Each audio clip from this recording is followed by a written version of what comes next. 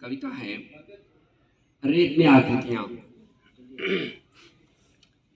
अपनी तरह के लोग से काव्य यात्रा करता एक सर्जक मुस्कुराता है लोग के आईने में मंद मंद,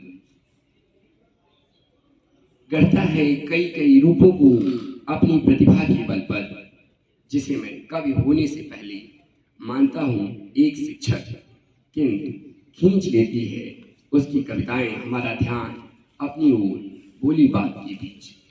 ये जो कविता लिखी गई है, इस कविता के भीतर कवि श्री प्रकाश शुक्ल सर की सारी रचनाओं का क्रम दिया हुआ है। आप पढ़ेंगे, आप सुनेंगे जब इसको तो आप समझेंगे। ध्यान से सुनिएगा।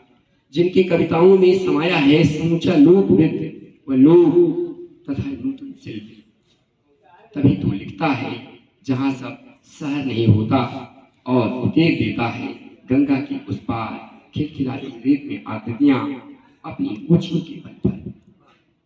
भेजता है उड़हन और अन्य कविताएं नामक संग्रह की कविताओं के द्वारा अपने गांव व अपने लोगों तक एक संदेश, किंतु उसे शिकायत है सत्ता से, उसकी तानाशाही व फरेबों से।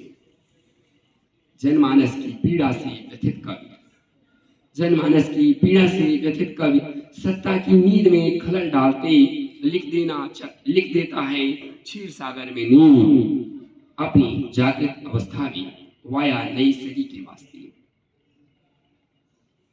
उनकी कविताओं में व्याप्त है समय का ताप व समाज का सच, जिसे व्यक्त करता है अपनी भावनाओं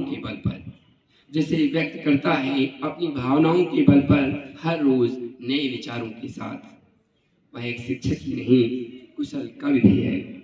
लिखा है महामारी और कविता नामक किताब, जिसमें दर्ज है प्रतिरोधी तेवर, समय व समाज की विभीषिका व सत्ता की झूठे आंकड़ों का सच।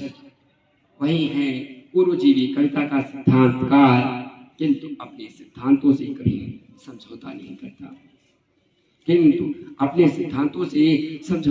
करता और करता है याद अपने पुरखे हजारी प्रसाद द्विवेदी जैसे जागतिक आचार्य को नामों की धरती पर खड़े खड़े। कभी घाटवाद तो कभी कुलिया